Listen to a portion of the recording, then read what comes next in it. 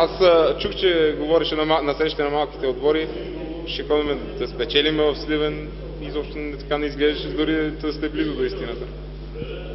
Може би един от най-слабите матчове, които сме изиграли. Момчетата най-добре знаят защо го загубихме този матч и защо беше по такъв начин тази загуба. Може би така аз подходях с прекалено доверие към отбора и поемам тая отговорност за тежката загуба. Надявам се до матча с Литекс да променим нещата и да излезем така пак, да събереме отбора. Знаете, ние нямахме 5 мача загуба и да успеем да се противопоставим на отбора на Литекс. Отбора на Сливен днес показа много добра игра. Най-лошото е, че не мога да кажа дали моят отбор игра добре с оглед това, което показва Сливен. С една дума, не знам, ние ли играхме слабо или Сливен играха силно? Това, което момчета най-добре знаят, защо сте загубили. Кажете го. Значи това е същия отбор, който до сега 5 мача не е губил мач. Да.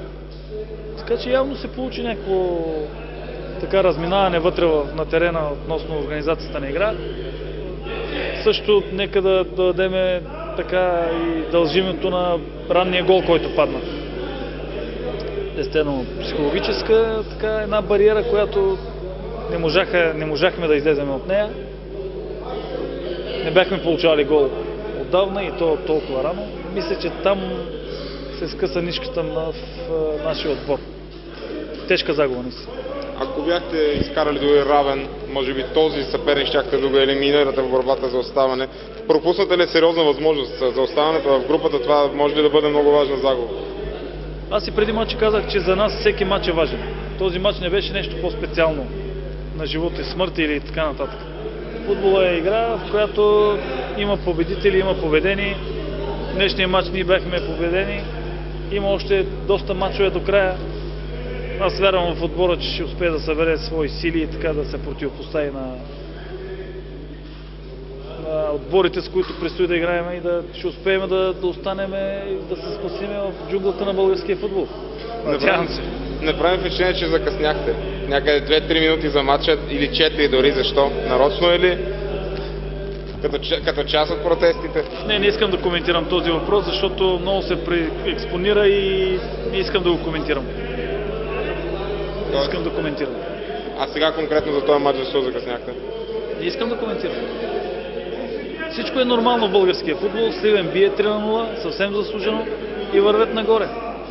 Това е съвсем нормално. Ние можем да бием по следващия кръг Литекс.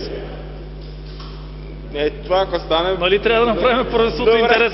Добре, ще видим. Естествено. Затова искам, аз апелирам и това, което казах. Нека да не се счита тази среща, която беше, поне от наша страна, за бунт срещу някого, срещу някой и така нататък. Срещу на малките отбори на Дъблин. Значи ние искаме да има реални състезания, истински мачове, за да може аз да видя нашия отбор, че се противопоставя по истински начин, да успяваме да побеждаваме по-големите отбори и така нататък. Да връщаме публиката на трибуните.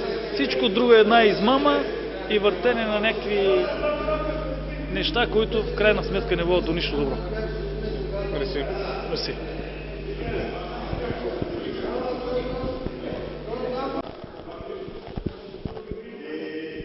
Първо, честито за победата и отбелязаните 2 гола. Как видя мача? Превъзхожден през цялото време и заслужено победихме. Завърна се след наказание 2 гола за теб. Започва ли Валентин Веселинов да показва най-доброто? Надявам се, че се завърнах така. Радвам се, че се завърнах така. Много съм показал и заслужено сме победили. Какво ви казва господин Лечко в съблекалнето? Успехи да продължаем така и със всеки мач играем все по-силно и по-силно. Ще остане ли Сливен в АГБ? Затова играем. Затова се борим, трябва да остане. Благодаря ти. Какво ще правиш?